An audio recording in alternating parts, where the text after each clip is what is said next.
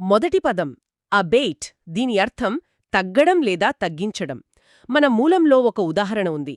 RBI policy మార్పుల తరువాత ద్రవ్యోల్బణం తగ్గడం ప్రారంభమైంది. Inflation began to abate. ద్రవ్యోల్బణం లాంటి ఒక పెద్ద సమస్య ఉన్నట్టుండి మాయం కాదు కదా, దాని తీవ్రత నెమ్మదిగా తగ్గుతుంది. అవును. ఆ తగ్గుదలని చెప్పడానికి ఈ పదం వాడతారనుకుంటా. అవును, మీరు పట్టుకున్నారు. ఇక్కడే అసలు విషయం ఉంది. అబేట్ అంటే కేవలం రిడ్యూస్ లేదా డిక్రీజ్ అని అనుకోకూడదు. ఓ అలాగా. దానిలో ఒక లోతైన అర్థం ఉంది.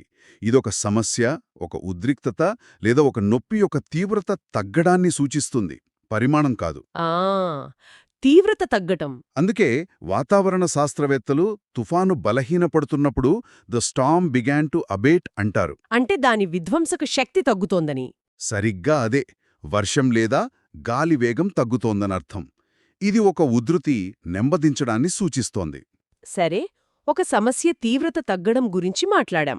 మరి సమాచార తీవ్రతను తగ్గించడం సంగతేంటి? అంటే ఒక పెద్ద విషయాన్ని దాన్ని సారం పోకుండా కుదించడం. అక్కడే ఎబ్రిడ్జ్ అనే పదం వస్తుంది కదా. అవును, వస్తుంది. దీని అర్థం సంక్షిప్తీకరించడం. ఉదాహరణకు, ఎస్ఎస్సి పరీక్ష కోసం ఆ పారాను సంక్షిప్తీకరించారు. The passage was abridged. సరిగ్గా చెప్పారు. అయితే చాలామంది అబ్రిడ్జ్ మరియు సమరైజ్ అనే పదాల మధ్య గందరగోళం పడతారు. అవును, రెండూ ఒకేలా అనిపిస్తాయి. కానీ ఒక కీలకమైన తేడా ఉంది. అబ్రిడ్జ్ అంటే అసలు టెక్స్ట్లోని వాక్యాలను, పారాలను కొన్నింటిని తీసివేసి చిన్నదిగా చేయడం. ఆ అంటే ఒరిజినల్ పదాలనే వాడతాం అంతేనా? అవును, ఖచ్చితంగా. మనం అసలు రచయిత రాసిన పదాలనే వాడతాం. ఒక పెద్ద నవలను చిన్నపిల్లల కోసం కుదిర్చడం దీనికి మంచి ఉదాహరణ. ఓకే. కాని సమరైజ్ అంటే మొత్తం టెక్స్ట్ను చదివి దాని సారాంశాన్ని మన సొంత మాటల్లో రాయడం. ఆ తేడా చాలా చాలా ముఖ్యం. అంటే ఒక విద్యార్థి వ్యాసాన్ని యాబ్రిడ్జ్ చేస్తే కాపీ కొట్టినట్టు అవుతుంది. అవును. కానీ సమ్మరైజ్ చేస్తే అది అతని సొంత పనవుతుంది. సరిగ్గా అర్థం చేసుకున్నానా? ఖచ్చితంగా. ఆ సూక్ష్మ భేదాన్ని అర్థం చేసుకోవడం అకాడమిక్ మరియు ప్రొఫెషనల్ రైటింగ్లో చాలా అవసరం. ఇప్పుడు కొంచెం బరువైన విషయాల వైపు వెళ్దాం. అధికారం మరియు బాధ్యత, మన మూడవ పదం యాబ్డికేట్. దీని అర్థం అధికారాన్ని లేదా బాధ్యతను వదులుకోవడం. ఈ పదం వినగానే నాకేదో పెద్ద బరువు, ఒక రకమైన వైఫల్యం గుర్తొస్తోంది. ఉదాహరణకు, ఒక సంక్షోభంలో మేనేజర్ తన విధులను వదులుకోలేరు. The manager cannot abdicate his duties in a crisis. ఇది బాధ్యత నుండి పారిపోవడం లాంటిది. నిజానికి యాబ్డికేట్ అనే పదానికి ఒక చారిత్రక, నైతిక బరువుంది. ఇది సాధారణంగా వాడే పదం కాదు. అవునా? అవును. చరిత్రలో రాజులు లేదా చక్రవర్తులు తమ సింహాసనాన్ని త్యజించినప్పుడు ఈ పదాన్ని వాడతారు. ఉదాహరణకు, king Edward VIII abdicated the throne to marry a commoner. ఓ అవును కదా. ఇది ఒక అధికారికమైన, చాలా బరువైన చర్య. కేవలం ఉద్యోగానికి రాజీనామా చేయడాన్ని అబ్డికేట్ అనరు. అయితే ఒక కంపెనీ సీఈఓ తన బాధ్యత నుండి తప్పుకుంటే దాన్ని రిజైన్ అంటామా లేక అబ్డికేట్ అని అనవచ్చా? ఆ గీత ఎక్కడుంది? మంచి ప్రశ్న. సాధారణంగా రిజైన్ అనే అంటాం. కానీ ఒకవేళ ఆ సీఈఓ కంపెనీ ఘోరమైన సంక్షోభంలో ఉన్నప్పుడు అందర్నీ వదిలేసి పారిపోయినట్టుగా బాధ్యతల నుండి తప్పుకుంటే అప్పుడు విమర్శకులు దాన్ని అబ్డికేషన్ ఆఫ్ రెస్పాన్సిబిలిటీ అని వర్ణించవచ్చు. ఆ పదం వాడటం వల్ల ఆ చర్య యొక్క నైతిక వైఫల్యాన్ని నొక్కి చెప్పినట్టు అవుతుంది. సరిగ్గా అదే. చూడండి, అబ్డికేట్ అంటే అధికారాన్ని వదులుకోవడం. మరి అసలు వదులుకోవడానికి వీల్లేని అధికారముంటే అక్కడే మన నాలుగవ పదం అబ్సల్యూట్ వస్తుంది. సంపూర్ణమైన, బేషరతైన. అవును. ఉదాహరణకు, బ్యాంకులు ఆర్బీఐ నియమాలను సంపూర్ణంగా పాటించాలి. Banks must follow RBI rules in absolute terms. ఈ పదం వినగానే ఎలాంటి మినహాయింపులకు తావులేదనిపిస్తుంది. అవును. ఈ అబ్సల్యూట్ అనే భావన మనల్ని సులభంగా ఆకర్షిస్తుంది. ఎందుకంటే అది సంక్లిష్టతను తొలగిస్తుంది. అబ్సల్యూట్ పవర్, అబ్సల్యూట్ ట్రూత్, ఈ పదబంధాలు వినడానికి చాలా శక్తివంతంగా ఉంటాయి. నిజమే. కానీ ఇక్కడే ఒక ప్రమాదం కూడా ఉంది. చరిత్ర చూస్తే అబ్సల్యూట్ పవర్ ఎప్పుడూ ప్రమాదకరంగానే పరిణమించింది. ఎందుకని? ఎందుకంటే అది చర్చను, విమర్శను, విభిన్న దృక్కోణాలను పూర్తిగా నిరోధిస్తుంది. చట్టంలో లేదా శాస్త్రంలో అబ్సల్యూట్ అనేది స్పష్టతనిస్తే పాలనలో అది నియంతృత్వానికి దారితీస్తుంది.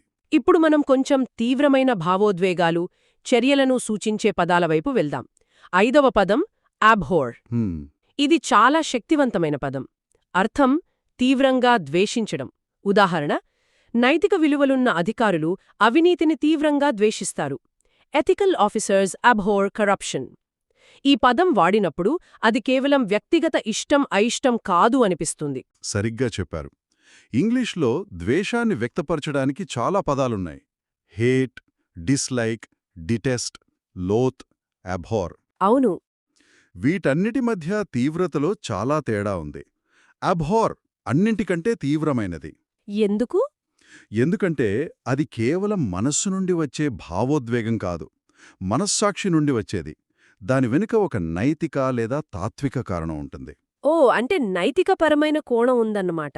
అవును, మనం ఒకరిని వ్యక్తిగతంగా హేట్ చేయవచ్చు, కానీ అన్యాయాన్ని, అవినీతిని, క్రూరత్వాన్ని అబ్హోర్ చేస్తాం. అంటే వాటిని మన అస్తిత్వమే అంగీకరించదు. It's a moral rejection. నిజమే. నేను సాధారణంగా హేట్ అనే పదాన్నే వాడతాను. కానీ మీరు చెప్పినట్టు నైతికపరమైన అసహ్యం వచ్చినప్పుడు అబ్హోర్ వాడటం మరింత ప్రభావవంతంగా ఉంటుంది. సరే, నైతిక వ్యతిరేకత నుండి మనమిప్పుడు నేరుగా చట్ట వ్యతిరేక చర్యకు వెళ్తున్నాం. 6వ పదం అబ్డక్ట్. అబ్డక్ట్ అంటే కిడ్నాప్ చేయడం. ఉదాహరణ, పిల్లల కిడ్నాప్కు పాల్పడిన ముఠాను పోలీసులు అరెస్టు చేశారు. The police arrested the gang involved in child abduction. అవును.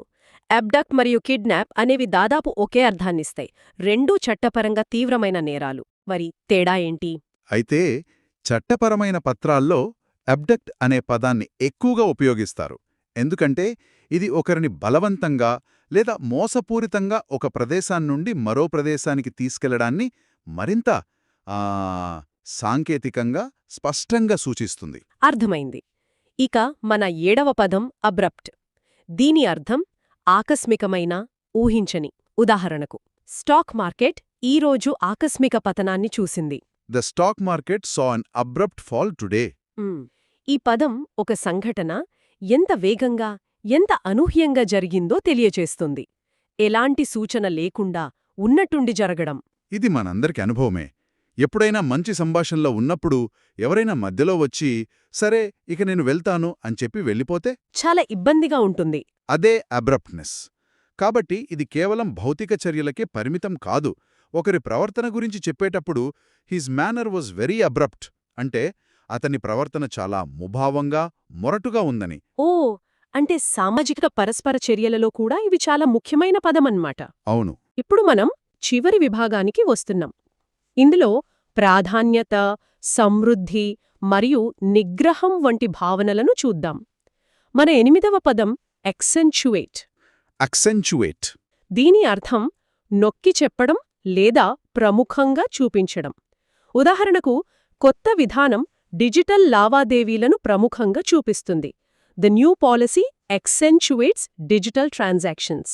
అంటే మిగతావి ఉన్నా దీనిపై ప్రత్యేక దృష్టి పెడుతున్నారని చెప్పడం. ఇదొక స్పాట్లైట్ లాంటిది. కమ్యూనికేషన్లోనే కాకుండా డిజైన్, ఫ్యాషన్, కళ వంటి రంగాలలో కూడా విరివిగా వాడతారు. ఎలా? ఒక ఆర్కిటెక్ట్ ఒక భవనంలోని ఒక ప్రత్యేకమైన డిజైన్ను ఎక్సెంచువేట్ చేయడానికి లైటింగ్ను ఉపయోగించవచ్చు. లేదా ఫ్యాషన్ డిజైనర్స్ ఒక డ్రెస్లో ఒక భాగాన్ని ఎక్సెంచువేట్ చేయడానికి విభిన్న రంగులను వాడతారు. అంటే ఒక లక్షణాన్ని మరింత ఆకర్షణీయంగా, ప్రముఖంగా చూపించడానికి. సరిగ్గా అదే. ఒక విషయాన్ని ప్రముఖంగా చూపించడం గురించి మాట్లాడాం. మరి ఒక వనరు ప్రముఖంగా కాకుండా అపరిమితంగా ఉంటే అక్కడే మన 9వ పదం అబండెంట్ వస్తుంది. అబండెంట్. దీని అర్థం సమృద్ధిగా, కావలసిన దానికంటే ఎక్కువగా. ఉదాహరణకు, భారతదేశంలో మానవ వనరులు సమృద్ధిగా ఉన్నాయి. India has abundant human resources. ఇది కేవలం చాలా అని కాకుండా అవసరానికి మించి పుష్కలంగా ఉన్నాయని చెప్పడం ఒక బలాన్ని సూచిస్తుంది. ఆర్థిక శాస్త్రంలో అబండెంట్ మరియు దానికి వ్యతిరేక పదం స్కేర్స్ అంటే కొరత అవును అనేవి చాలా ప్రాథమికమైన భావనలు. అవును కదా.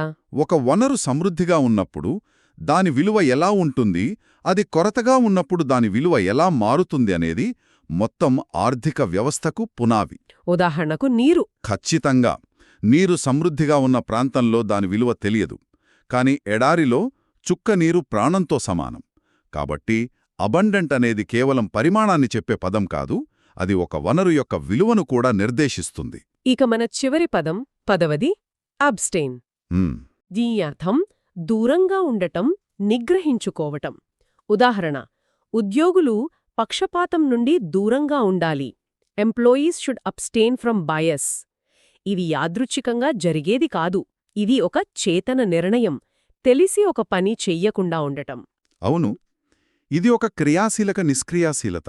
క్రియాశీలక నిష్క్రియాశీలత అంటే ఏమీ చేయకుండా ఉండటమే ఒక చర్యగా మారటం. రాజకీయంగా దీనికి చాలా ప్రాముఖ్యత ఉంది. ఓటింగ్ ప్రక్రియలో అబ్స్టెయిన్ చేయడమంటే ఏ అభ్యర్థికి ఓటు వేయకుండా తటస్థంగా ఉండటం. ఓటు వెయ్యకపోవటం. ఇది ఒక నిష్క్రియాత్మక చర్యగా కనిపించినా కొన్నిసార్లు అది మాకు ఎవరూ నచ్చలేదు అనే బలమైన రాజకీయ సందేశాన్నిస్తుంది. నిజమే. అలాగే వ్యక్తిగత ఆరోగ్యం విషయంలో one should abstain from junk food అంటాం. అంటే ఇది వ్యక్తిగత క్రమశిక్షణ నుండి రాజకీయ నిరసన వరకు విస్తరించిన చాలా లోతైన పదం. ఈరోజు మనం 10 అద్భుతమైన పదాలను విశ్లేషించాం. Abate, abridge, abdicate, absolute, abhor, abduct, abrupt, accentuate, abundant మరియు అబ్స్టెయిన్.